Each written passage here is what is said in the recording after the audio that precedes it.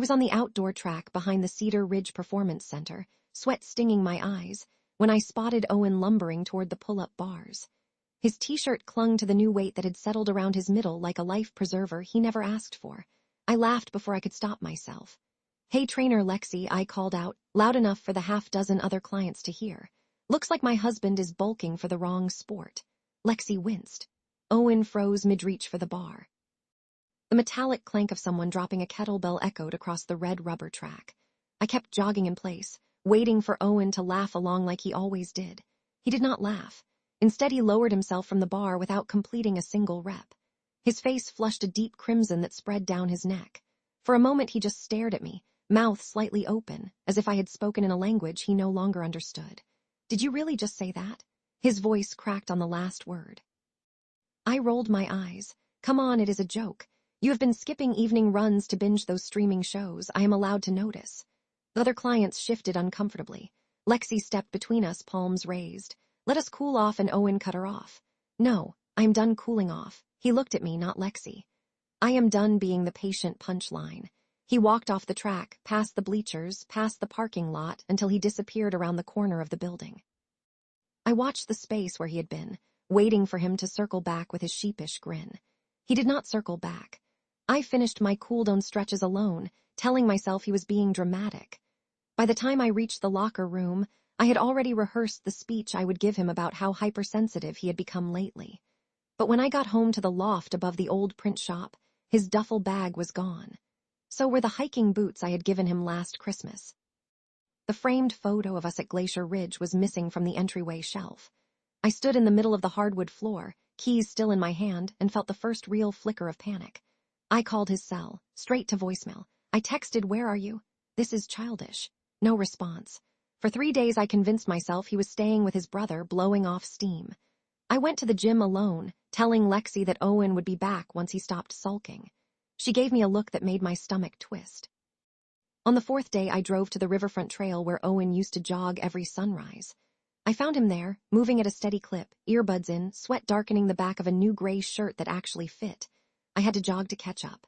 "Can we talk?" He slowed but did not stop. "I am in mile 4, not a good time." "Owen, this is ridiculous. You left our home over one comment." He halted so abruptly I almost crashed into him. One comment that capped off 3 years of comments. About my cooking, my career choices, the way I load the dishwasher. I am not a project for you to renovate with insults. I crossed my arms. "So you're just walking away from our marriage?" I ran away from the gym. I walked away from the marriage days ago. "Papers are filed." The words hit me like a slap. "You filed for divorce, without even talking to me. You talked plenty at the track. Now I am talking through my attorney." He resumed running, leaving me standing on the crushed limestone path as cyclists whizzed past. I watched his silhouette shrink until it merged with the morning glare on the water. I told myself he was bluffing. Men like Owen did not just file papers and vanish. He was dependable, predictable, the kind who measured twice and cut once. Except now he was cutting me out with surgical precision. 2 weeks later, I arrived at Lexus boot camp to find her setting up cones with another trainer. She avoided my eyes. "Where is Owen?" I asked, training with Marcus at the downtown location. Corporate moved him to the premium tier. Seems his transformation photos went viral. A cold dread pooled in my gut. Owen had posted before and after shots on social media, side-by-side images that showed dramatic weight loss and new muscle definition. The caption read, "Lost 200 pounds of toxic negativity. Gained my life back." Our mutual friends started canceling plans with me. Brunch, Maya set down her mimosa and said, "I saw what you wrote on his post. Calling him a liar, not a good look. He's making me out to be some villain," I protested. "You mocked his body in front of strangers. He's just telling the truth." Even my own sister took his side. "You always treated him like a fixer-upper," she said over coffee at the botanical garden kiosk. "Maybe he got tired of being your renovation project." I tried to apologize, sent long texts that went unanswered. Showed up at the downtown gym with a smoothie and a sheepish smile.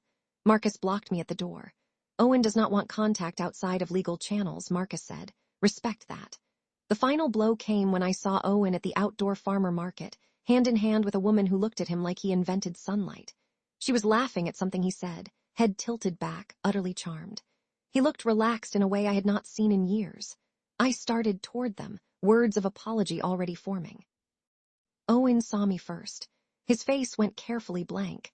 He whispered something to the woman, who glanced at me with something between pity and disdain. Then they turned and walked away, disappearing into the crowd of artisanal honey vendors and organic dog treat stalls. That night I sat on the balcony of the loft, divorce papers spread on the table beside a half-empty bottle of wine. Owen had kept our shared investment account, but left me the furniture. He had even paid the next 6 months of rent.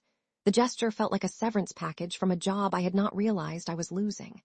I looked at the blank line where I was supposed to sign. Thought about the man who used to bring me coffee in bed, who rubbed my shoulders after long days, who endured my sharp tongue because he believed love meant patience. I had mistaken that patience for permission. I signed the papers at 2:17 a.m., the nib of the pen scratching too loud in the quiet. When I looked up, I caught my reflection in the sliding glass door. Puffy eyes, wild hair, a smear of mascara like war paint. The woman staring back looked like a stranger who had spent years mistaking cruelty for wit. Owen moved to Portland 2 days later. I know because his sister posted a photo of him standing on a rooftop bar, skyline glowing behind him, caption new chapter, same beautiful soul. I stayed in the loft, surrounded by furniture that felt like props from a play that closed after opening night. Sometimes I run past the riverfront trail, legs burning, lungs screaming, chasing a ghost who is no longer there. The gym sent a final invoice for my membership cancellation. I stared at the charge for a long time before paying it. Somewhere across the country, Owen is probably doing pull-ups in a new gym, smiling that quiet smile that used to be mine. I threw out the scale last week. Some weights you cannot measure in pounds.